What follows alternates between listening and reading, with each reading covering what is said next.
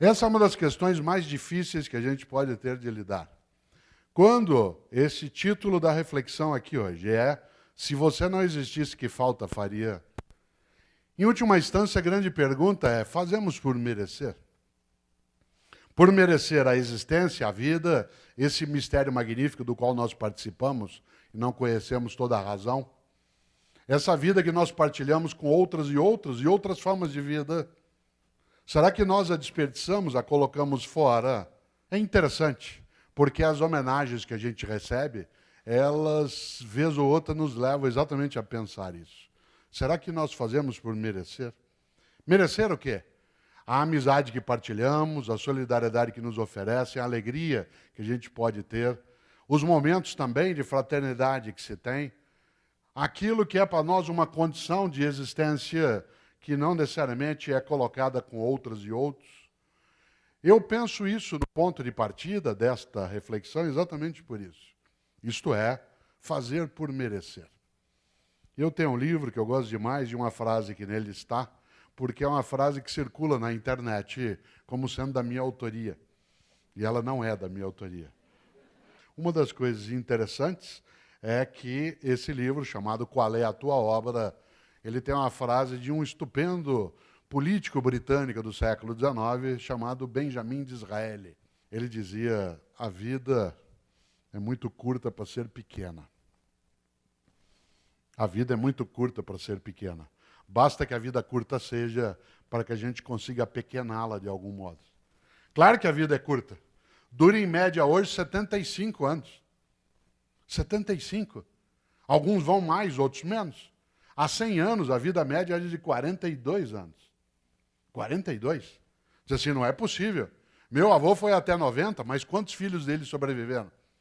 Minha avó foi até 95, mas lembra, se eu ouvi falar, minha avó, minha bisavó, teve 10 filhos, só 6 vingaram. A vida média era de 42 anos. Quando a gente ouve falar, por exemplo, e você tem alguém que está bem longe, há alguém como Jesus de Nazaré, que viveu até 33 anos de idade, de acordo com a narrativa dos cristãos, 33 a 2000 anos, era alguém absolutamente sênior. Nós precisamos cautela para não refletir fora desse prumo. Claro que 75 anos é pouco. Quando eu tinha 20 anos, alguém de 40 anos estava longe. Quando eu fiz 40 anos, alguém de 60 estava longe. Quando eu quebrei o joelho e tive que operar, a vida ficou longe. Quando eu fiz 60 anos, alguém de 80 está na minha cola. É pouco. É pouco. E ainda com uma encrenca, dividido em 3 grandes ciclos.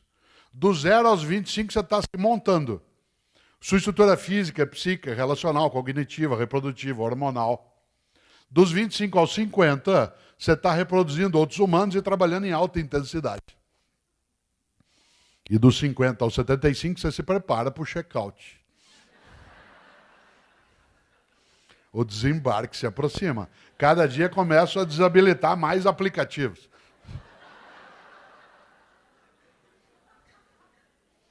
Do 0 aos 25 você monta, dos 50 aos 75 você desmonta.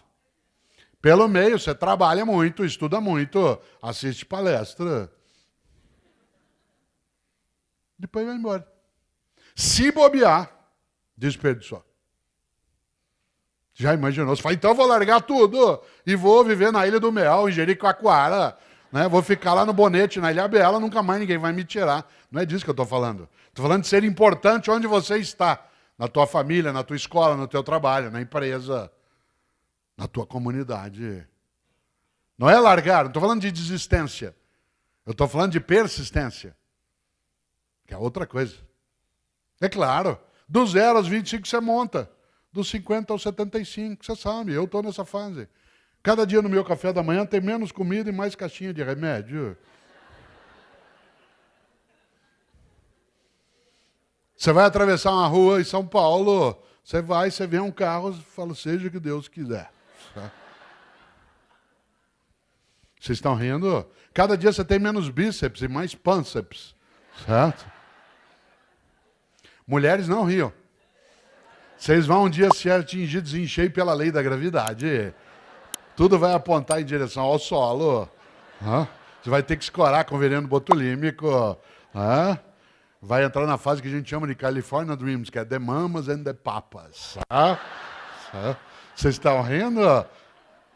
Por que a gente ri? Sabe por quê? Porque faz escuro, mas eu canto. Faça por merecer. Olha só. Do 0 aos 25 monta. E depois, claro. Eu vou contar uma história, ela é um pouco politicamente incorreta, mas ela serve para ilustrar isso. Um grupo de meninos, aos 20 anos de idade, sentados num bar, à noite, tomando uma cerveja. Aí um vira para os outros e fala assim, gente, ô velho, eu conheci uma menina, isso aos 20 anos de idade. Aos 40 anos de idade, o mesmo grupo está sentado, o cara falou assim, gente, mas eu conheci um restaurante. Aos 60, o mesmo grupo está ali, o cara fala, gente, mas eu conheci um médico. Vai alterando a referência em algumas situações. Nós temos uma encrenca adicional. A vida dura, em média, 75 anos e nós somos um animal que dorme demais. Dorme demais. Há pessoas que dormem 8 horas num dia. Isso dá 1/3 do dia. Num dia de 24, 1/3 do dia, o que significa que numa vida de 75 anos você dorme 25 anos. 25 anos dormindo.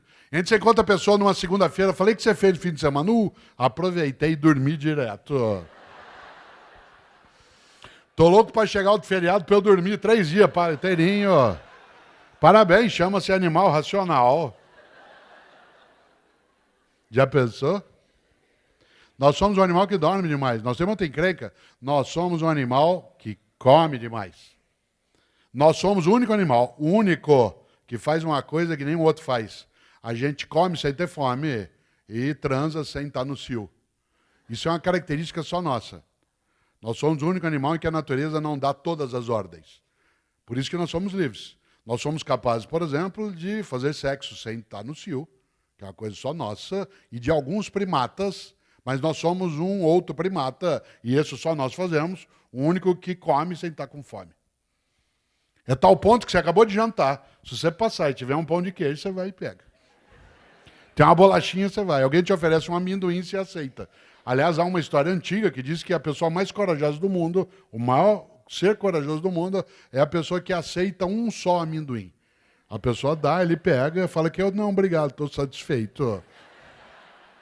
Um sinal de valentia. Nós somos um animal que come, em média, 1,5 kg dia de alimentos. 1,5 kg dia.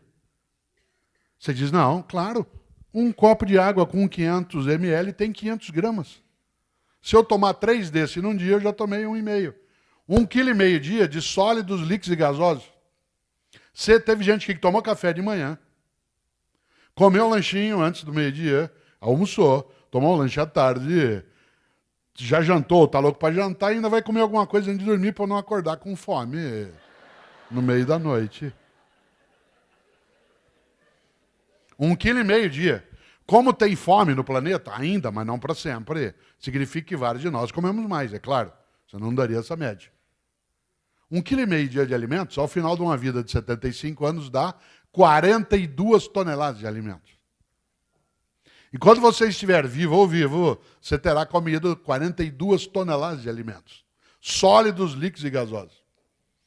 A questão é que nós somos um animal que não tem só sistema digestório, nós temos sistema excretório também.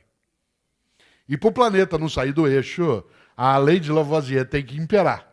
Por isso cada um de nós também libera diariamente 1,5 kg de dejetos. Sólidos, líquidos e gasosos. O que significa que ao final de uma vida, você terá deixado 42 toneladas de excrementos. Quando você se for, o universo não será mais o mesmo. Você terá dele deglutido 42 toneladas e deixará como herança às próximas gerações 42 toneladas de dejetos. Qual é a tua obra?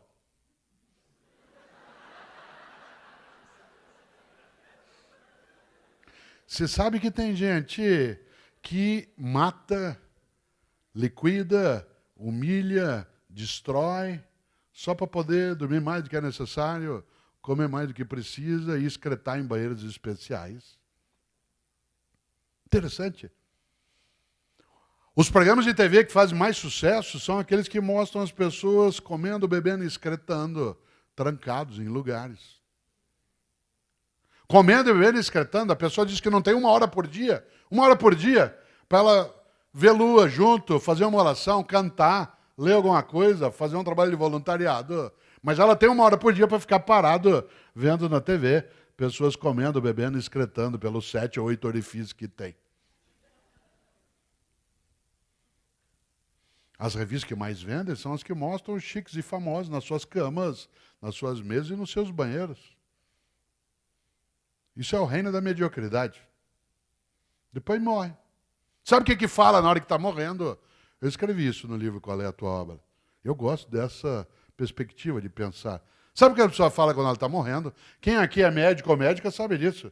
Ela não gruda na tua mão e diz assim, doutor, pelo amor de Deus, deixa eu viver mais um dia que eu quero mandar em mais gente. Doutor, por favor, deixa eu viver mais 1 hora que eu quero humilhar mais algumas pessoas. Doutor, pelo amor de Deus, deixa eu viver mais 1 semana que eu quero estragar um pouco mais o meio ambiente. Sabe o que as pessoas falam quando elas estão morrendo? Quem aqui é da área sabe, ela gruda na tua mão e fala, doutor, pelo amor de Deus, deixa eu ficar vivo mais um dia só para eu abraçar meu irmão, com quem eu briguei faz 10 anos, a gente nunca mais se falou. Doutor, por favor, deixa eu ficar vivo mais um pouco, só para poder brincar com os meus filhos, que eu achei que eu não tinha tempo. Doutor, por favor, deixa eu ficar vivo só mais um pouco, só para poder dizer para minha mulher o quanto que eu amo, porque eu achei que se eu falasse muito isso, ela ia ficar mal acostumada, o que é verdade.